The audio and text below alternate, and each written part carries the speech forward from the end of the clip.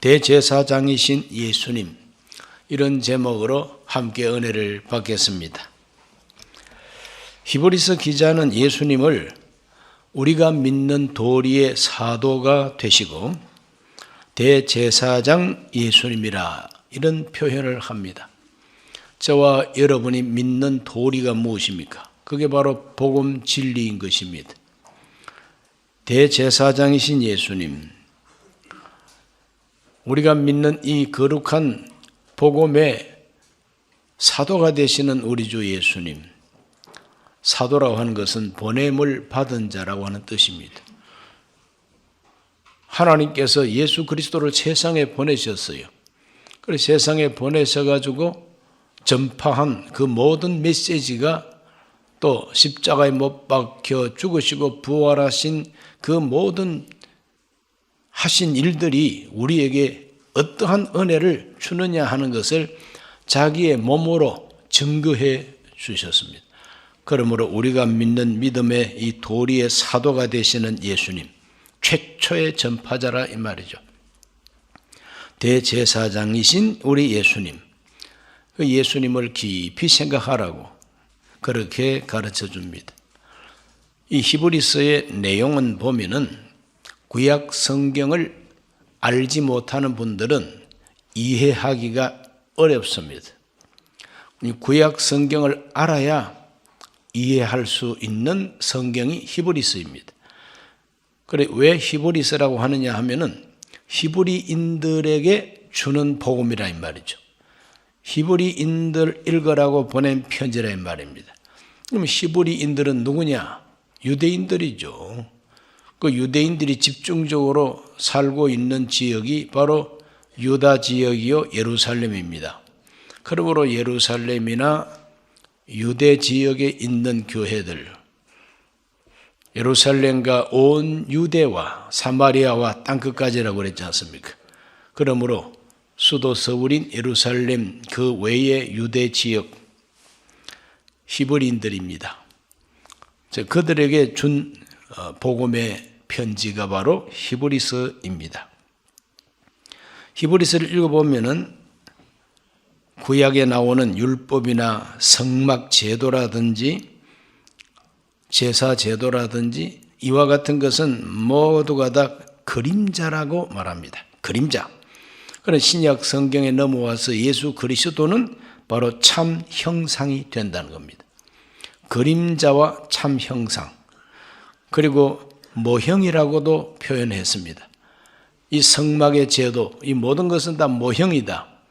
그러므로 실물이 무엇이냐? 그건 바로 예수 그리스도와 예수 그리스도를 중심으로 신앙생활을 새롭게 하는 것이 바로 그게 실체요, 실물이라는 겁니다.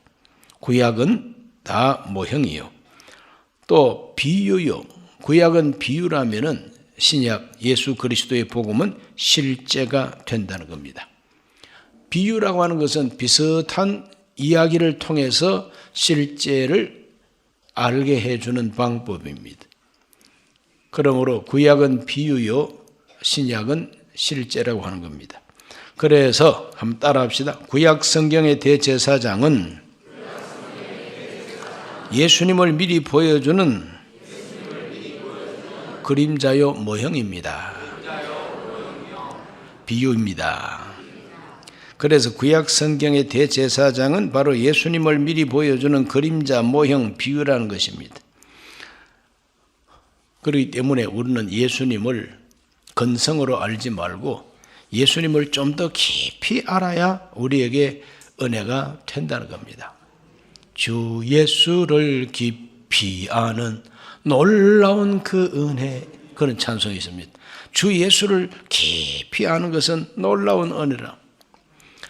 우리가 이제 교회에서 신앙생활을 하다 보면은 그 교회 비전이 무엇이냐? 그 교회 비전을 찬란하게 표현하고 있는 교회들도 많습니다. 그런데 그 비전의 내용을 이렇게 살펴볼 때에 그 내용이 어떤 건물을 건축한다든지 외양을 넓혀간다든지 교회에서 하는 어떤 그 사업을 갖다가 크게 하겠다고 한다든지 이와 같은 그 외적 성장의 비전을 가지고 있는 교회들도 많습니다. 물론 외적 성장해야지요. 그런데 건물 아무리 잘 지어놓고 또 사업도 많이 하고 그런다 할지라도 요한계시록 2장에 에베소 교회가 열심히 일도 잘하고 이단도 분별을 하고 열심히 덕심 있고 그런 교회였습니다마는 책망할 것이 있나니 너의 처음 행위를 버렸다. 너의 처음 사랑을 버렸다. 그걸 회복해라. 처음 사랑 회복하라. 회복하지 아니하면 촛대를 옮길 것이라고 책망을 하고 있지 않습니까? 오늘 저와 여러분은 아무리 성전 잘 짓고 신는 전자올겐 갖다 놓고 성가대가 정말 이 세계 어떤 합창단보다도 더 노래를 잘하고 그런다 할지라도 교회를 구성하고 있는 모든 구성원 우리 성도 한 사람 한 사람 특별히 재직된 분들이 예수님을 깊이 알지 못하고 그 예수님을 닮아가지 못하면은 다 껍데기다 이 말이죠. 죽정이다 이 말입니다. 그렇기 때문에 오늘 저와 여러분의 신앙생활의 큰 목표와 비전 가운데 절대 빼놓지 말아야 될 것은 예수님을 더 깊이 알고 그 예수님을 닮아가는 생활인 것입니다. 예수님을 닮아가시기를 주 이름으로 축원합니다.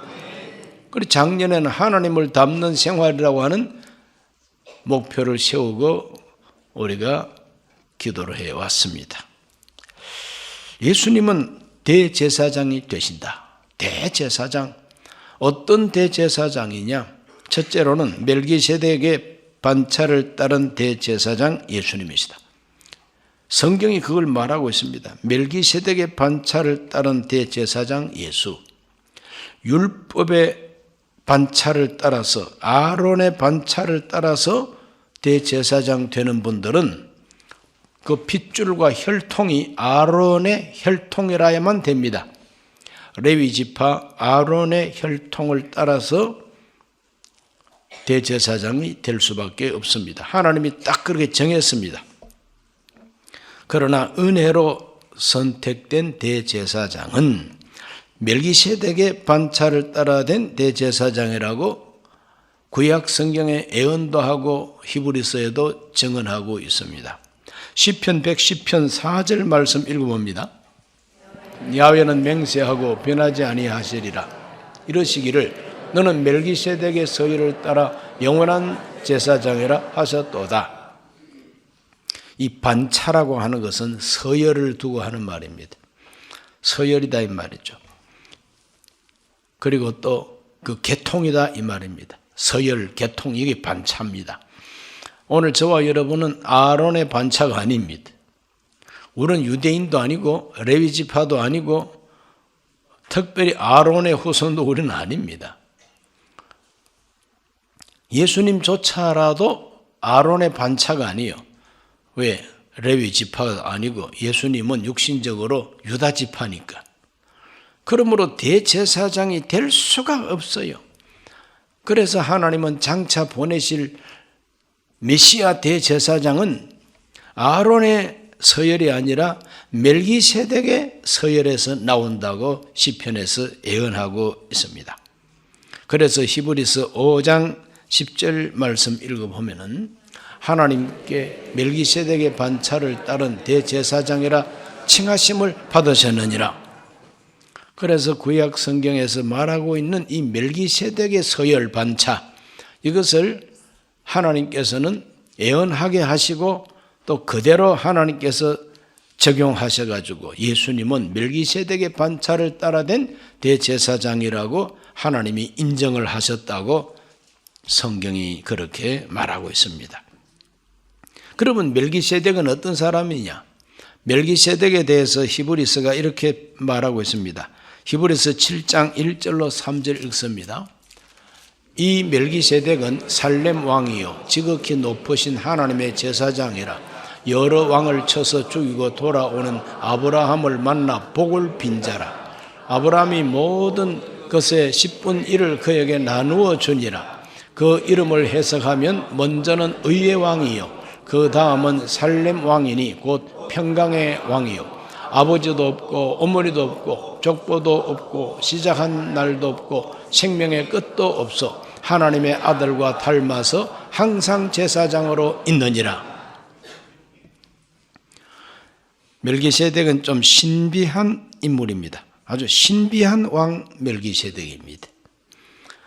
이 멜기세덱은 이와 같이 의의 왕이요 평강의 왕이요 아버지 어머니도 없고 시작한 날도 생명의 끝도 없어서 하나님의 아들과 같은 분이요 영원한 제사장이라 그랬어요. 그렇기 때문에 히브리서 기자는 하나님께서 시편에서 예언했던 메시아 예언 가운데 장차 오실 메시아는 대제사장으로 오시는데 아론의 반차를 따라오는 대제사장이 아니라 멜기세덱의 서열을 따라오는 대제사장이라고 예언을 하고 예수님이 바로 그분이라고 히브리서는 증언하고 있는 겁니다. 그 멜기세덱이 아브라함을 만났습니다. 아브라함을 만나가지고 그 아브라함에게 복을 빌어줬다. 즉 축복했다 이 말이죠. 멜기세덱이 축복을 했어요. 그 부분을 읽어봅니다. 더 높은 신분의 대제사장 예수님인 것을 보여주고 있어요. 히브리서 7장 6절에서 7절을 읽습니다. 레위 족보에 들지 아니한 멜기세덱은 아브라함에게서 10분의 1을 취하고 약속을 받은 그를 위하여 복을 빌었나니 논란의 여지 없이 낮은 자가 높은 자에게서 축복을 받느니라. 낮은 자가 높은 자로부터 축복을 받는 것은 논란의 여지가 없다는 겁니다. 시비할 거리도 없다는 겁니다. 그러므로 높은 자가 낮은 자를 축복을 해 주는 것이죠. 그래서 하나님이 우리에게 축복을 해 주시는 것이고 제사장이 성도들을 백성을 위해서 제사장이 복을 빌어 주는 것입니다. 그래서 아브라함이 전쟁하고 전리품 가지고 돌아올 때에 멜기세덱을 만났고 멜기세덱이 아브라함을 축복했다 그랬어요. 그러므로 아브라함보다도 영적으로 신분이 더 높다 이 말입니다. 그래서 멜기세덱한테 아브라함이 축복을 받았다는 거죠. 그러면서 이제 설명이 쭉 나오는데 그때는 아직까지 아브라함 혼자입니다. 아들도 없어요. 그러나 아브라함의 후손 이삭과 그리고 야곱의 12지파 모조리 다 아직까지 세상에 태어나지는 않았지만 DNA를 통해서 벌써 아브라함 허리에 있었다고 성경은 표현합니다. 저와 여러분이 지금 생일이 언젠지 여러분 다 갖고 있죠. 몇 년생이다 이런 게 있지 않습니까? 저는 1950년생입니다. 6.25 전쟁 터진 그해. 자, 아무리 1950년에 제가 이 세상에 출생했다 할지라도 영적으로 하나님께서 인정하시는 생리학적인 내 존재는 어디에 있었느냐? 아담의 허리에 있었다. 이렇게 표현하고 있습니다. 그러니까 여기에 있는 모든 분들은 아담의 허리에 있었어요. 아담의 허리에 있다가 낳고 하다가 저는 1950년에 출생하고 다 자기 출생 연도가 있게 됐다. 그래서 히브리서 기자는 그것을 말하고 있습니다. 성령의 영감으로, 성령의 그 감동으로 이렇게 표현을 하고 있는 겁니다. 그래서 멜기세덱의 반차를 따른 대제사장 예수님은 아브라함을 축복한 바로 멜기세덱의 제사장 반열이라 이 말이죠. 그러므로 오늘 우리들은 묵상할 그 제목이 뭐냐? 우리 예수님은 우리를 축복하는 대제사장이시다. 이 세상에 나가서 사업하고 이 세상에 나가서 막 전쟁하듯이 아브라함이 전쟁했던 것처럼 우리가 이 세상에서 생존 전쟁을 하고 있지 않습니까? 경쟁보다도 전쟁이라고 하는 말이 더 맞을 정도로 그렇게 극심한 전쟁과 같은 경쟁들이 있습니다. 여기서 우리가 전리품을 거두는 것이다. 우리가 수입을 얻고 하는 거 아니겠습니까? 10분의 1을 11조를 기쁜 마음으로 대제사장 앞에 드리는 것은 성경적이요. 대제사장은 그것을 받고 아브라함에게 복을 빌어주는, 축복을 해주는 이 모습은 우리 신앙생활의 원형질이다 이 말이죠. 그 신앙생활의 원형이다 이 말이에요. 그 이와 같은 신앙이 있는 사람은 11조 헌금을 즐겁게 합니다. 그러나 이와 같은 신앙이 없는 사람은 11조가 너무 아까워요. 헌금 액수가 너무 많아요. 너무 자주 다가와. 한 달이 후딱 지나가니까 또 11조 해야 돼.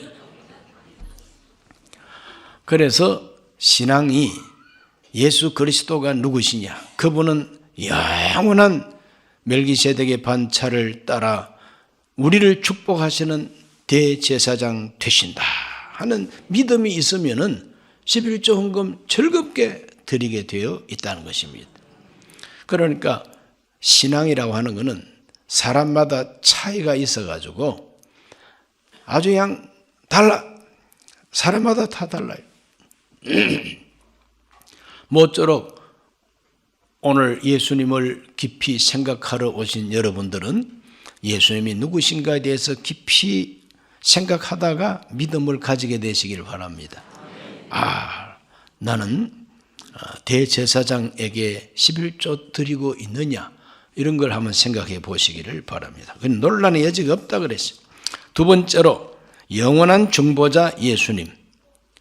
영원한 중보자가 대제사장입니다. 왜? 대제사장은 언제나 백성을 위해서 중보하고 기도하는 직분자가 대제사장이니까. 그래서 대제사장의 어깨에는 양쪽 어깨에 계급장처럼 붙어 있어요. 뭐가 붙어 있느냐? 12지파가 6지파 그 지파를 어깨에다가 메고 있다는 거예요. 그건 책임인 것입니다. 그리고 12지파 이름대로 12보석이 달려있는 흉패를 딱 붙이고 있습니다. 그 흉패는 12가지 보석이 다 이렇게 붙어 있어요. 그 한 보석 한 보석마다 한 지파 이름이 새겨져 있어요. 그건 뭡니까? 책임을 질 뿐만 아니라 책임을 지고 사랑으로 끌어안고 그들을 위해서 기도하고 그들을 위해서 중보하는 것이 바로 대제사장 직분이다 이 말이에요. 우리 예수님께서는 저와 여러분을 어깨에 메고 계시다는 걸 믿으시기 바랍니다. 예수님은 저와 여러분을 가슴팍에 보석처럼 딱 목걸이처럼 걸고 계신다는 걸 믿으시기를 바랍니다. 대제사장의 복장이 바로 그런 그 복장입니다. 옷이 그런 옷이다 이 말이죠. 그러므로 우리 예수님은 대제사장이신데 우리를 위해서 영원한 중보자가 되어 계시다 이 말이죠. 히브리서 7장 23절에서 25절을 다 같이 읽습니다. 제가 안 적어드린가 봐요. 히브리서 7장 23절에서 25절 제가 읽어드릴게요. 제사장 된 그들의 수효가 많은 것은 죽음으로 말미암아 항상 잊지 못함이로되 예수는 영원히 계심으로 그 제사장 직분도 갈리지 아니하느니라. 그러므로 자기를 힘입어 하나님께 나아가는 자들을 온전히 구원하실 수 있으니 이는 그가 항상 살아 계셔서 그들을 위하여 간구하심이라. 여기 나오는 이 말씀은 뭐냐? 세상에 있는 율법에 따라 된 아론의 반차를 따라 된 제사장들은 수효가 많다 그랬어요. 수효가 많은 것은 왜 수효가 많으냐? 죽음으로 말미암아 항상 잊지 못한다. 제사장도 죽고 대제사장도 죽습니다. 자꾸 죽기 때문에 항상 잊지를 못해. 땅 위에 영원하지 못하단 말이에요. 그러나 24절에 예수는 영원히 계심으로 따라합시다. 예수는 영원히 계심으로 부활하신 예수님, 보좌 우편에 계신 예수님은 다시는 죽지 않는다는 거예요. 우리가 믿는 예수님은 부활을 하시고 성천하시고 하나님 우편에 앉아 계시다고 성경이 말하고 우리 신앙도 그렇게 고백하고 있지 않습니까? 하늘에 오르사 전능하신 하나님 우편에 앉아 계시다가 거기로부터 산자와 죽은 자를 심판하러 오시리라. 믿습니까? 이것이 우리 기독교 정통신앙 고백입니다. 예수는 영원히 계십니다. 영원히 계십니다. 영원히 계시기 때문에 제사장 직분도 갈리지 않는다는 거예요. 한 번 제사장은 영원한 제사장이에요. 그러므로 예수님의 제사장 직분은 다른 사람이 대체할 수도 없고 후임도 없습니다. 은퇴도 없어요. 예수님 제사장 직분은 영원하시다. 그럼 영원하신 그 대제사장은 그 영원토록 뭘 하느냐? 아이고 얼마나 지루할까 영원히. 그러나 우리 예수님은 그 영원한 대제사장이 되셔가지고 그 영원 속에서 무슨 일을 주로 하느냐? 저와 여러분을 위하여 중보 기도하신다는 거예요. 그래서 영원한 중보자 예수님 25절에 그러므로 자기를 힘입어 하나님께 나아가는 자들을 온전히 구원하실 수 있으니 이는 그가 항상 살아계셔서 그들을 위하여 간구하심이라. 항상 살아계시기 때문에 항상 우리를 위하여 하나님 앞에 간구하신다. 기도해 주신다 이 말이죠. 예수님은 항상 살아계셔서 우리를 위해서 간구하신다고 성경 말합니다. 이것을 요한 1서에는 이렇게 표현합니다. 요한 1서 2장 3절을 읽어봅니다. 우리가 그의 계명을 지키면 이로써 우리가 그를 아는 줄로 알 것이요. 요한 1서 2장 3절 우리가 그의 계명을 지키면 이로써 우리가 그를 아는 줄로 알 것이요. 2장 1절인데 제가 또 졸았던가 봐요. 3절을 갖다가 해버렸네요. 2장 1절 나의 자녀들아 내가 이것을 너희에게 쓰면 너희로 죄를 범하지 않게 하려 함이라. 만일 누가 죄를 범하여도 아버지 앞에서 우리에게 대언자가 있으니 곧 의로우신 예수 그리스도시라. 따라하십시다. 누가 죄를 범하여도 아버지 앞에서 우리에게 대언자가 있으니 의로우신 예수 그리스도시라. 우리가 죄 안 짓고 평생을 산다고 하면은 참 기적입니다. 누구나 죄를 짓기 마련이고 죄를 지을 가능성이 많습니다. 죄를 지을 가능성이 너무 많아. 우리가 무슨 죄를 짓든지 간에 죄를 지을 가능성이 많습니다. 그런데 죄를 지어놓고도 죄 지은 줄도 모르는 사람들이 또 너무 많아.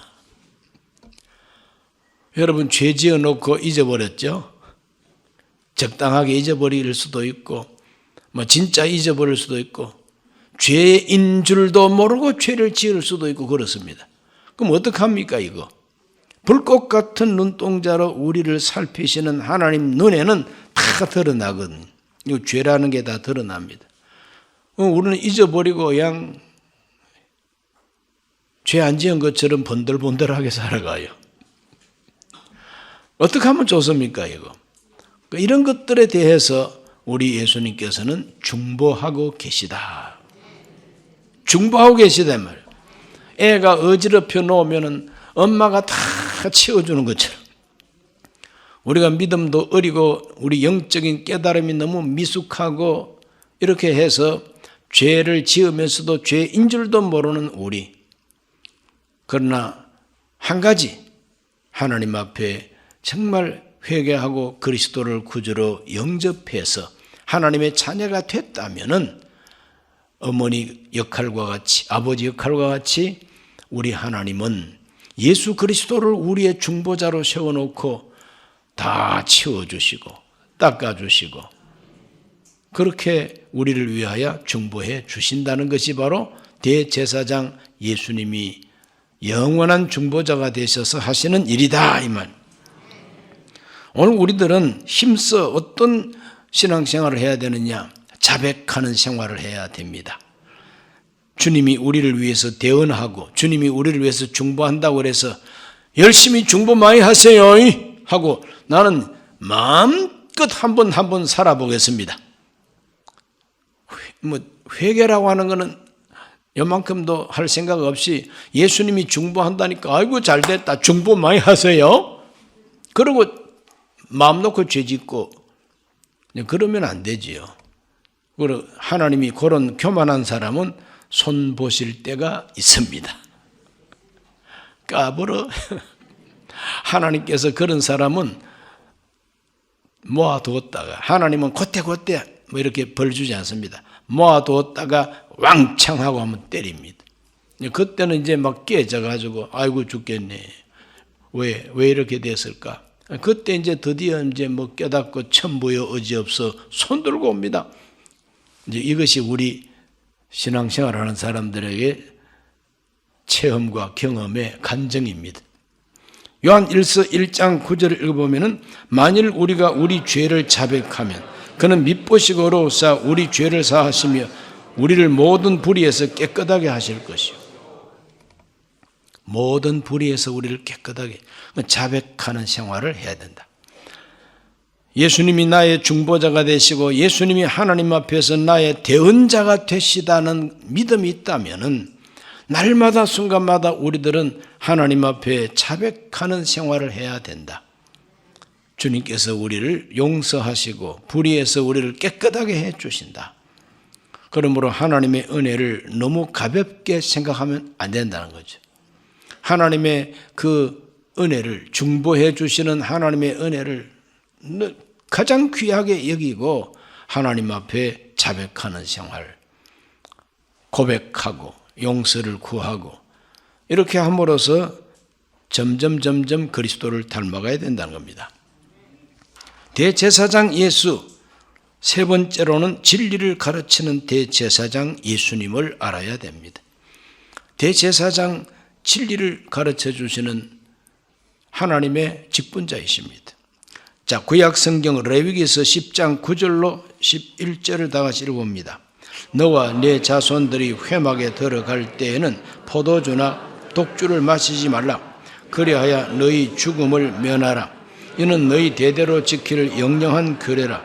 그리하여 너희가 거룩하고 속된 것을 분별하며 부정하고 정한 것을 분별하고 또 나 야훼가 모세를 통하여 모든 규례를 이스라엘 자손에게 가르치리라.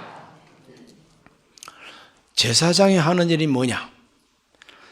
이 제사장이 하는 일은 거룩하고 속된 것을 분별해야 된다는 겁니다. 분별, 거룩하고 속된 것을 분별하는 그 분별력이 바로 하나님께서 제사장들에게 주시는 지혜요 은사라는 겁니다. 분별의 은사. 부정하고 정한 것을 분별하고, 부정하고 정한 거, 깨끗한 거하고 더러운 거, 그걸 분별하는 분별력이 제사장들한테 주어진다는 겁니다. 그런데 술 마시고 포도주 마시고 독주 마시고 폭탄주 마시고 그 술 마시고 해롱해롱되는 목사나 신부한테 하나님께서 분별의 은혜를 주겠습니까? 어디가 길이냐? 길도 분별 못하는데 내가 지금 똑바로 걷는지 아니면 삐딱하게 걷는지도 몰라가 비척거리는데, 그래서 하나님은 안 죽으려면 술 마시지 말라고 여기서 분명히 말하고 있지 않습니까? 제사장들한테. 그리하여야 속된 것을 분별하고 가르칠 수가 있다 이 말입니다. 회막에 들어갈 때 포도주나 독주를 마시지 말라 그랬는데 오늘날 어떤 성직자들은 예배 인도하러, 미사 인도하러 들어갈 때부터 한 잔 걸치고 들어간다 이 말이에요. 이게 될 말입니까? 나 야훼가 모세를 통하여 모든 규례를 이스라엘 자손에게 가르치리라. 그렇습니다. 하나님께서 모세를 통해서 모든 율법의 규례를 가르치는데 모세가 죽고 난다면 누가 가르칩니까? 제사장들이 가르쳐야 된다는 거예요. 이걸 제대로 잘 못할 때 하나님께서는 확 진노하셨습니다. 그래서 말라기서 2장 7, 8절을 읽어보면 제사장의 입술은 지식을 지켜야 하겠고 사람들은 그의 입에서 율법을 구하게 되어야 할 것이니 제사장은 만군의 야훼의 사자가 됨이거늘 너희는 옳은 길에서 떠나 많은 사람을 율법에 거스르게 하는도다. 나 만군의 야훼가 이르노라.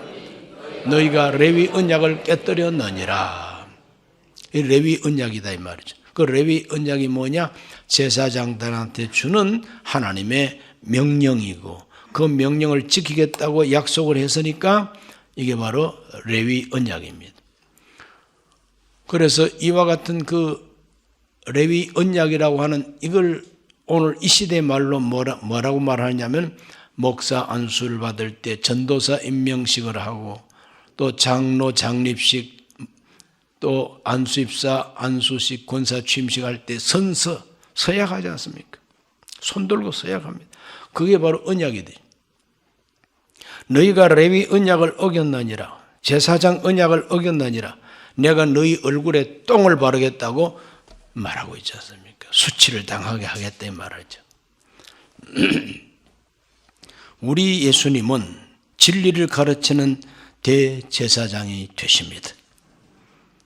진리를 가르치는 대제사장 우리 예수님.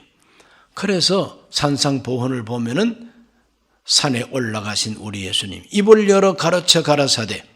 예수님께서는 가르쳤습니다. 제자들을 가르쳤습니다.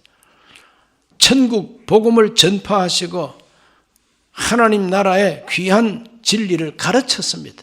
그래서 예수님은 선생님이라고 하는 칭호도 많이 받았죠. 왜? 가르치는 분이니까. 그 입에서 나오는 지혜로운 가르침이 사람들을 깜짝 놀라게 했습니다. 마태복음 7장 28절과 29절에 예수께서 이 말씀을 마치심에 무리들이 그의 가르치심에 놀라니 이는 그 가르치시는 것이 권위 있는 자와 같고 그들의 서기관들과 같지 아니하밀러라. 서기관들이 가르치는 것은 잔소리가 많고 막 복잡해요. 뭔 소리를 하는지도 모르게 막. 왜? 연구를 많이 했으니까. 공부를 많이 했으니까. 자기가 연구하고 공부한 것을 가지고 가르치다 보니까 듣는 사람들한테는 너무 복잡해요. 그러나 우리 예수님께서는 간단 명료하게 권위 있게 가르쳤다는 겁니다. 권위 있게 가르쳤어요. 그래서 우리 예수님은 가르친 선생님이십니다. 대제사장이신 예수님은 진리를 가르치는 제사장으로서 우리 가운데 계시고 저와 여러분에게도 이 시간도 성령으로 가르쳐 주시는 분이시다. 믿어지시면 아멘 하세요. 멜기세덱의 반차를 따른 대제사장, 아브라함을 축복한 멜기세덱처럼 우리에게 축복을 해주는 우리 예수님. 우리 예수님께서 우리에게 복을 빌어준다고 하는 걸 믿으시기 바랍니다. 또 예수님은 영원한 중보자가 되셔서 우리 죄를 위하여 하나님 앞에 대언해 주시고 우리 죄를 사하시고 불의에서 깨끗하게 해주시는 중보자가 되신다는, 진리를 가르쳐 주시는 대제사장이 되십니다. 그러므로 이와 같은 대제사장 예수님을 깊이 생각해야 된다는 겁니다. 그러므로 근성으로 예수님을 알지 말고 성경이 말하는 예수님은 어떠한 예수님인가 하는 것을 깊이 묵상하는 사순절이 되기를 주의 이름으로 축원합니다. 기도합니다. 하나님 아버지, 오늘 이 밤에 우리들은 우리의 대제사장 되시는 예수 그리스도를 묵상했습니다. 우리 하나님, 멜기세덱의 서열을 따라 대제사장 되신 우리 예수님, 영원한 중보자 대제사장 예수님, 진리를 가르쳐 주시는 대제사장 예수님, 우리 모두가 예수님을 참으로 바로 알고 믿고 따르게 하여 주시옵소서. 예수님 이름으로 기도하옵나이다. 아멘.